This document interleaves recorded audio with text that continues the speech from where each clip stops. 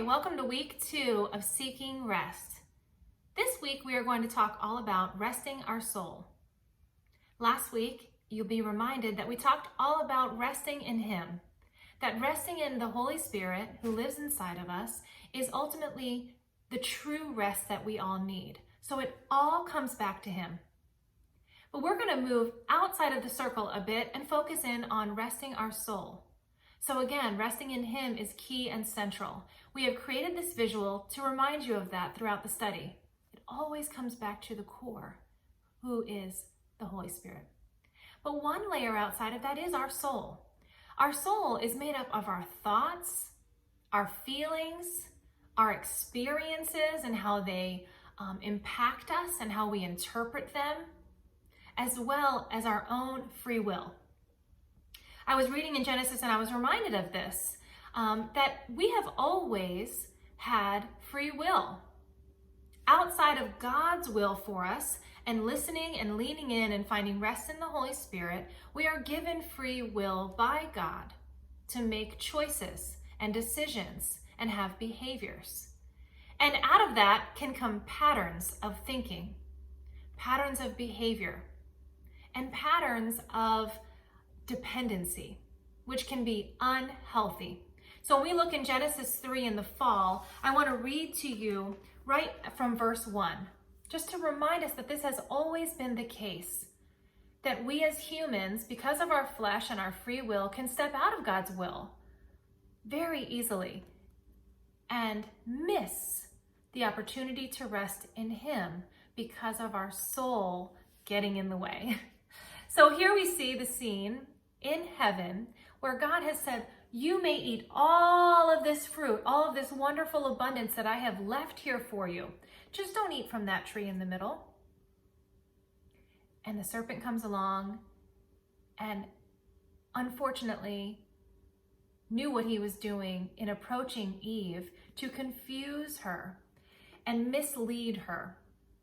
The serpent, in his crafty ways, it says, he's more crafty than any wild animal that God has ever made. He said to the woman, did your God really say that you must not eat from any tree in the garden? And the woman said, no, we may eat from any tree in the garden, but God said that you must not eat from the fruit from the tree in the middle of the garden. And you must not touch it or you will die. You will certainly die, the serpent said to the woman. For God knows that when you eat from it, your eyes will be opened, and you will be like God, knowing good and evil. And of course, this enticed the woman and confused the woman. And instead of pausing and relying on God and choosing obedience over sin, choosing trust over her own feelings and curiosity, she sinned. And sin entered the world. And God, of course, is good and loving, and He loves His children, and He continued to love Eve and Adam. However, our lives are marked by sin. And what I want to remind you of is that God has given us warnings about this, that the world has patterns that are unhealthy, that the serpent, that the adversary is still very much alive and active in our lives and wanting to confuse us and wanting to take us out of God's will.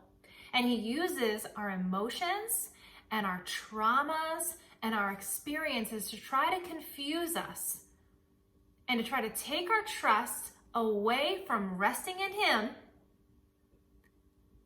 and leaving the safety and comfort of being in the Spirit.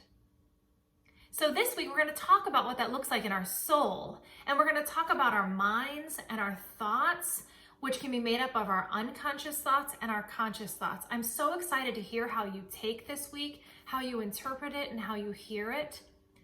We can find rest in our soul. God has given us our soul. He's given us our emotions. He's allowed our experiences to grow us, to create dependency on us, and ultimately He wants us to come back to finding rest in Him. In Romans 12:2, it says, do not conform to the pattern of this world, but be transformed by the renewing of your mind. Then you will be able to test and approve what God's will is, his good, pleasing, and perfect will. So that renewing of your mind, he's talking about our soul. Renewing our mind in his word, coming back and resting in him will allow our soul to be renewed, and we will find clarity and wisdom and guidance to know what God's will is for our life. And we can rest in that, ladies. So I'm so excited for you to get into this week. Enjoy today. Comment. Let us know how you're hearing it. And we can't wait for you to find rest in your soul this week.